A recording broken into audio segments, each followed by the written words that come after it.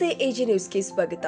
ಬಾಗಲಕೋಟೆ ಜಿಲ್ಲೆಯ ಗುಳೇದಗುಡ್ಡ ತಾಲೂಕಿನ ತಹಸೀಲ್ದಾರ್ ಕಚೇರಿಯಲ್ಲಿ ತಾಲೂಕು ಆಡಳಿತ ವತಿಯಿಂದ ಭಕ್ತ ಕನಕದಾಸರ ಜಯಂತಿಯನ್ನ ಬೆಳಿಗ್ಗೆ 10 ಗಂಟೆಗೆ ಕಾರ್ಯಕ್ರಮ ಪ್ರಾರಂಭವಾಗಿದೆ. ಆಚರಣೆ ಮಾಡ್ತಾ ಇದ್ದೀವಿ. ನಮ್ಮ ಗುಳೇದಗುಡ್ಡ ತಾಲೂಕಿನ ಇಲಾಖೆಯ ಅಧಿಕಾರಿಗಳಿದ್ದಾರೆ, ಅವರನ್ನ ಜೊತೆಗೆ ಸಮಾಜದ ಹಿರಿಯರನ್ನ, ಅಧ್ಯಕ್ಷರು, ಮಾಜಿ ಅಧ್ಯಕ್ಷರಿದ್ದಾರೆ, ಅವರಿಗೆ ಪತ್ರಕರ್ತರವರು ಬಂಧುಗಳಿಗೂ ಸಹ ತಮ್ಮೆಲ್ಲರಿಗೂ ಈ ಶುಭ ದಿನದ ಶುಭಾಶಯಗಳನ್ನು ತಿಳಿಸಲಿಕ್ಕೆ ನಾನು ಇಷ್ಟಪಡ್ತೇನೆ. ಕನಕದಾಸರ ಬಗ್ಗೆ ಈ ಸಮಯ ನಾವೇನೋ 1 ಗಂಟೆ ಒಂದು ಕಾರ್ಯಕ್ರಮವನ್ನು ನಿಗದಿ ಮಾಡ್ಬೋದು, ಒಂದು ಕಚೇರಿಯಲ್ಲಿ ಪೂಜೆ ಸಲ್ಲಿಸುವ ಮೂಲಕ ಅವರಿಗೆ ಒಂದು ಸ್ಮರಣಾರ್ಥವನ್ನ, ಅವರ ಒಂದು ನೆನಪಿನಲ್ಲಿ ನೆನಪಿಸೋಣ ಅನ್ನೋ ಒಂದು ನಿಟ್ಟಿನಲ್ಲಿ ಈ ಜಯಂತಿಯನ್ನು ಆಚರಣೆ ಮಾಡಲಿಕ್ಕೆ ಸರ್ಕಾರ ಒಂದು ಸುತ್ತೋಲೆಯನ್ನು ಹೊರಡಿಸಿದೆ.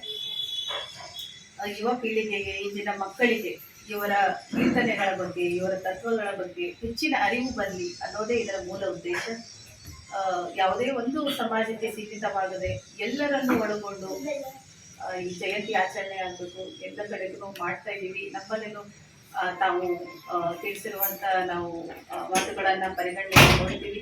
ನಮ್ಮ ತಾಲೂಕಿನಲ್ಲಿ ಸಹ ಇದನ್ನು ಅದ್ದೂರಿಯಾಗಿ ಆಚರಣೆ ಮಾಡಲಿಕ್ಕೆ ನೀವು ಎಲ್ಲರೂ ಸಹಕಾರದೊಂದಿಗೆ ಈ ಒಂದು ಕಾರ್ಯಕ್ರಮವನ್ನು ಮಾಡೋಣ.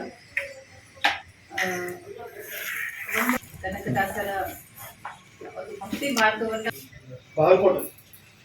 ಹಿಂದೆ ನನ್ನ ಬೈದವರೆಲ್ಲ ಚೆಂದಾಗಿರಲಿ, ಮುಂದೆ ನನ್ನ ಬೈಯುವರೆಲ್ಲ ಅಂದಣ ಇರಲಿ, ಏನೂ ಒಂದೇ ಹರಿಯೇ ಸ್ತುತಿಸಿ ಕೇಳುವುದು, ಜ್ಞಾನ ಭಕ್ತಿ ಕೊಡು ನನಗೆ ಅದುವೇ ದೊಡ್ಡದು. ಮನುಷ್ಯ ಹಿಂದಾಗಿರೋದು ನನಗೆ ಕೆಟ್ಟದ್ದು ಬಯಸಿದವರನ್ನ, ಮುಂದೆ ನನಗೆ ಕೆಟ್ಟನ್ನ ಬಯಸೋರನ್ನ, ಎಲ್ಲರಿಗೂ ಒಳ್ಳೆಯದು ಬಯಸಿ ತಾನು ದೇವರ ಮುಕ್ತಿಯಲ್ಲೇ ಒಂದು ತನ್ನ ಮುಕ್ತಿಯ ಮಾರ್ಗವನ್ನ ನನಗೆ ದಯಪಾಲಿಸುವಂತ ದೇವರಿಗೆ ಪ್ರಾರ್ಥನೆ ಮಾಡಿಕೊಳ್ತಾನೆ. ಆ ರೀತಿಯಲ್ಲಿ ಮನುಷ್ಯ ಇಂಥ ಸದ್ಗುಣಗಳನ್ನ, ಅವರ ತತ್ವಗಳನ್ನ ಅಳವಡಿಸಿಕೊಂಡು ನೀವೆಲ್ಲರೂ ಮುಂದೆ ಅಭಿವೃದ್ಧಿ ಹೊಂದೋಣ, ಈ ತಾಲೂಕಿಗೆ ನಮ್ಮ ಕೊಡುಗೆಯನ್ನು ಕೊಡೋಣ ಅಂತ ಹೇಳ್ತಾ ನಮಗೆಲ್ಲರಿಗೂ ಇಲ್ಲಿಗೆ ಆಗಮಿಸಿ ಈ ಒಂದು ಜಯಂತಿ ಕಾರ್ಯಕ್ರಮವನ್ನು ತಾಲೂಕು ಆಡಳಿತದ ವತಿಯಿಂದ ಆಯೋಜಿಸಲಾಗಿದ್ದು, ತಮ್ಮ ಒಂದು ಸಹಕಾರದಿಂದ, ತಮ್ಮ ಭಾಗವಹಿಕೆಯಿಂದ ಇದು ಯಶಸ್ವಿಯಾಗಿದೆ. ತಮಗೆಲ್ಲರಿಗೂ ನಾನು ಮತ್ತೊಮ್ಮೆ ಧನ್ಯವಾದಗಳನ್ನು ತಿಳಿಸ್ತಾ, ಈ ಕನಕ ಜಯಂತಿ ಶುಭಾಶಯಗಳನ್ನ ತಿಳಿಸ್ತಾ ನಾನು ಮಾತು ಮುಗಿಸ್ತೀನಿ. ಕನಕದಾಸರು ವ್ಯಾಸರಾಯರ ಪರಮ ಶಿಷ್ಯರಾಗಿದ್ರಿಂದ ನೀನೊಂದ್ಸರಿ ವ್ಯಾಸಕೂಟಕ್ಕೆ ಬಾಕನ ಅಂತ ಕರೀತಾರೆ. ಆ ವ್ಯಾಸಕೂಟದೊಳಗಡೆ ಬ್ರಾಹ್ಮಣರಲ್ಲದೆ ಬೇರೆ ಯಾರಿಗೂ ಪ್ರವೇಶವಿಲ್ಲ. ಆದ್ರೂ ಕೂಡ ಗುರುಗಳ ಕರೆದಾರ ಅಂತೇಳಿ ಕನಕದಾಸರು ಹೋಗ್ಲೇಬೇಕು. ದ್ವಾರ ಭಾಗದಲ್ಲಿ ಒಬ್ಬ ಗೇಟ್ ಕಾಯುವಂತ ಮನುಷ್ಯ ಇರ್ತಾನೆ. ಆ ಮನುಷ್ಯ ಕನಕದಾಸರನ್ನು ತಡಿತಾನೆ. ಯಾರೋ ನೀನು? ಸ್ವಾಮಿ, ನಾನು ಕನಕ ಅಂತ ವ್ಯಾಸಪ್ಪ ಬರಕ್ ಹೇಳಿದ್ದಾರೆ, ಅದಕ್ಕೆ ಬಂದಿದ್ದೇನೆ. ವ್ಯಾಸ ನಿನ್ಯಾಕೆ ಬರಕ್ ಹೇಳ್ತಾರೋ? ನೀನ್ ಯಾವ ಕನಕನ ಅಂದಾಗ, ನಾನ್ ಸ್ವಾಮಿ ಕುರುಬರ ಕನಕ ದಂಡನಾಯಕ, ಇದು ದಂಡನಾಯಕನ ಮಗ, ಅದಕ್ಕೋಸ್ಕರ ಬಂದಿದ್ದೀನಿ. ಪಾಪ ಗುರುಗಳು ಕರೆದಿದ್ದಾರೆ, ಅದಕ್ಕೋಸ್ಕರ ಬಂದಿದ್ದೀನಿ ಅಂದಾಗ, ನಿನಗೆ ಈ ವ್ಯಾಸಕೂಟದ ಒಳಗಡೆ ಬ್ರಾಹ್ಮಣನಲ್ಲದೆ ಬೇರೆ ಯಾರಿಗೂ ಪ್ರವೇಶವಿಲ್ಲ, ನೀನು ಅದರಲ್ಲಿ ಕುರುಬ ಅಂತ ಹೇಳ್ತಾ ಇದೀಯ, ಹೊರಟೋಗು ಅಂತ ಹೇಳಿ ತಳ್ಳಿಬಿಡ್ತಾರೆ. ಆಗ ಇಲ್ಲ, ಗುರುಗಳು ಕರೆದಿದ್ದಾರೆ, ನಾನು ಒಳಗಡೆ ಹೋಗ್ಲೇಬೇಕಂತ ಹಠ ಹಿಡಿತಾರೆ ಕನಕದಾಸರು. ಆಗ ಮನುಷ್ಯ ಏನ್ ಹೇಳ್ತಾನಂತಂದ್ರೆ, ನೋಡ್ಕನೋ, ಒಳಗಡೆ ಹೋಗ್ಬೇಕಾದ್ರೆ ಸಾಹಿತ್ಯಗಳು ಗೊತ್ತಿರಬೇಕು, ಇತಿಹಾಸಗಳು ಗೊತ್ತಿರಬೇಕು, ಪುರಾಣಗಳು ಗೊತ್ತಿರಬೇಕು, ಭಾಗವತದ ಕಥೆಗಳು ಗೊತ್ತಿರಬೇಕು, ಇತಿಹಾಸ ಗೊತ್ತಿರಬೇಕು, ಕಲೆ ಅಂದ್ರೆ ಏನಂತ ಗೊತ್ತಿರಬೇಕು. ನೀನ್ ಸಾಮಾನ್ಯ ಕುರುಬರ ಮನೆಯಲ್ಲಿ ಹುಟ್ಟಿದವ್, ನಿನ್ಗೆ ಹೆಂಗ್ ಗೊತ್ತಿರಕ್ ಸಾಧ್ಯ? ನಡಿ ಅಂದಾಗ ಕನಕದಾಸರ ಅವನ ಮನುಷ್ಯನಿಗೆ ಒಂದು ಪ್ರಶ್ನೆ ಮಾಡ್ತಾರೆ. ನನಗೇನು ಗೊತ್ತಿಲ್ಲ ಅಂತ ನೀನ್ ಹೆಂಗ್ ಹೇಳ್ತೀಯಪ್ಪ? ನೀನ್ ನನ್ನ ಪರೀಕ್ಷೆ ಮಾಡು, ನೀನ್ ಪರೀಕ್ಷೆಯಲ್ಲಿ ನಾನು ಪಾಸ್ ಆದ್ರೆ ಒಳಗಡೆ ಬಿಡು, ಇಲ್ಲ ನಾನೇ ಹೊರಟೋಗ್ತೀನಿ ಅಂದಾಗ ಆ ಮನುಷ್ಯ ಎಂತ ಪರೀಕ್ಷೆ ಮಾಡ್ತಾನಂತಂದ್ರೆ, ನಮ್ಮ ಮನೆಯಲ್ಲಿ ಒಂದು ಎಮ್ಮೆ ಕರು ಹಾಕಿದೆ, ಎಮ್ಮೆ ಕರು ಹಾಕಿದ್ದನ್ನ ಸಾಹಿತ್ಯವನ್ನ ಬಳಸಿ, ಪುರಾಣವನ್ನ ಬಳಸಿ, ಭಾಗವತದ ಕಥೆಗಳನ್ನ ಬಳಸಿ ಹೇಳೋಣ. ಯಾರಿಗೆ ಹೇಳಕ್ ಸಾಧ್ಯ? ಇದನ್ನ ಯಾರಿಗೆ ಹೇಳಕ್ ಸಾಧ್ಯ ಇಲ್ಲ. ಇಡೀ ಮಹಾಭಾರತ ದೊಡ್ಡ ಕಥೆ ಇದು. ಆಗ ಕನಕದಾಸರು ಹೇಳ್ತಾರೆ, ಆಯ್ತು ಸ್ವಾಮಿ ಅಂತೇಳಿ. ವಿರಾಟ ನಗರದ ಅರಸನ ಅರಸಿಯ ಅನುಜನ, ಕತ್ತಲಲ್ಲಿ ಗುದ್ದಿದವನ ಅಗ್ರಜನ ಪಿತನ ವಾಹನನ ಹೆಂಡತಿಗೆ ಹೆರಿಗೆ ಆಯ್ತು. ಮನುಷ್ಯ ಏನ್ ಡೈಲಾಗ್ ಹೇಳ್ತಿದ್ದಾನ ಮುಂದೆ ನಿಂತ್ಕೊಂಡು, ಸ್ವಾಮಿ ಏನೋ ಅಂದ್ರಿ? ಅದೇ ಸ್ವಾಮಿ, ನಿಮ್ ಮನೇಲಿ ಎಮ್ಮೆ ಕರು ಹಾಕಿದಲ್ಲ, ಅದನ್ನೇ ಹೇಳಿದ್ದು. ದಯವಿಟ್ಟು ಬಿಡಿಸಿ ಹೇಳಿ ಸ್ವಾಮಿ. ನೀವ್ ಹೇಳ್ಬೇಕು, ದೊಡ್ಡವರು, ನಾವ್ ಹೇಳಕ್ ಹೆಂಗ್ ಸಾಧ್ಯ? ನೀವ್ ಹೇಳ್ಬೇಕು ಅಂದಾಗ, ಇಲ್ಲ ತಪ್ಪಾಯ್ತು ಬಿಡಿಸಿ ಹೇಳಿ ಅಂದಾಗ ಕನಕದಾಸರು ಬಿಡಿಸಿ ಹೇಳ್ತಾರೆ. ವಿರಾಟ ನಗರದ ಅರಸನ ಅರಿಸಿಯ ಅನುಜನ ಕತ್ತಲಲ್ಲಿ ಗುದ್ದಿದವನ ಅಗ್ರಜನ ಪಿತನ ವಾಹನನ ಹೆಂಡತಿಗೆ ಹೆರಿಗೆ ಐತಿ ಅಂತಂದ್ರೆ ವಿರಾಟ ನಗರಕ್ಕೊಬ್ಬ ಅರಸ ಇದ್ದ. ಅರಸನ ಅರಿಸಿ ಅಂದ್ರೆ ಸುಧಿಷ್ಣಿಗೊಬ್ಬ ಅನುಜ ಇದ್ದ. ಅನುಜ ಅಂದ್ರೆ ತಮ್ಮ. ಯಮಧರ್ಮರಾಯನ ವಾಹನ ಯಾವ್ದಂದ್ರೆ ಕೋಣನ ಹೆಂಡತಿ ಯಾವ್ದಂದ್ರೆ ಮನೆ ಎಮ್ಮೆ ಕರುವ.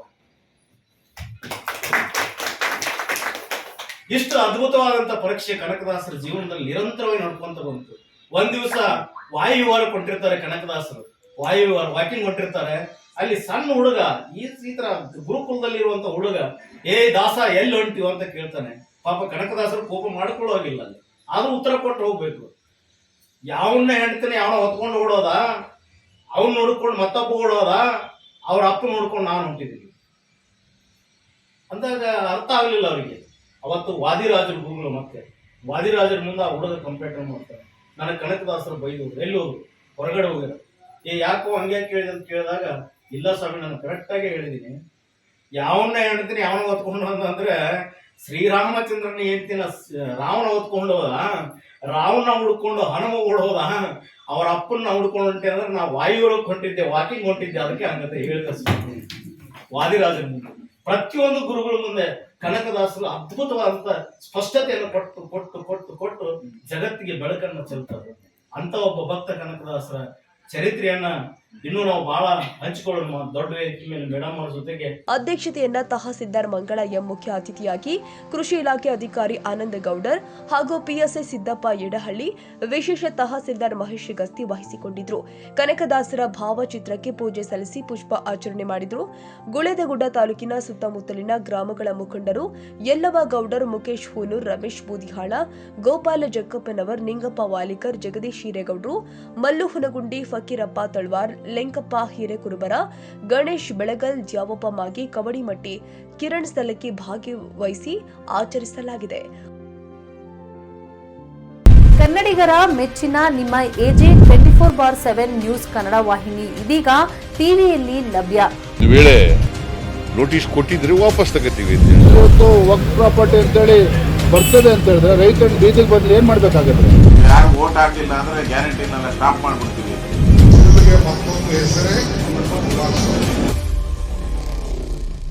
ಕರ್ನಾಟಕ ಮತ್ತು ದೇಶ ವಿದೇಶ 360 ಡಿಗ್ರಿ ಸುದ್ದಿ ಹಾಗೂ ಉತ್ತರ ಕರ್ನಾಟಕ, ಬೆಳಗಾವಿ, ಬಾಗಲಕೋಟೆ, ಧಾರವಾಡ, ಹಾವೇರಿ, ಗದಗ, ಬಿಜಾಪುರ ಜಿಲ್ಲೆಯ ಕ್ಷಣ ಕ್ಷಣದ ವಿವರವನ್ನ ಪಡೆಯುವುದಕ್ಕೆ ಎಜೆ 24/7 ನ್ಯೂಸ್ ಕನ್ನಡ ವಾಹಿನಿಯನ್ನ ಲೈಕ್ ಮಾಡಿ, ವಿಡಿಯೋಗಳನ್ನ ಶೇರ್ ಮಾಡಿ, ಕಮೆಂಟ್ ಮಾಡುವ ಮೂಲಕ ನಮ್ಮ ವಾಹಿನಿಗೆ ಸಹಕಾರ ನೀಡಿ ಮತ್ತು ಚಾನೆಲ್ ಅನ್ನ ಸಬ್ಸ್ಕ್ರೈಬ್ ಮಾಡಿ. ಧನ್ಯವಾದಗಳು.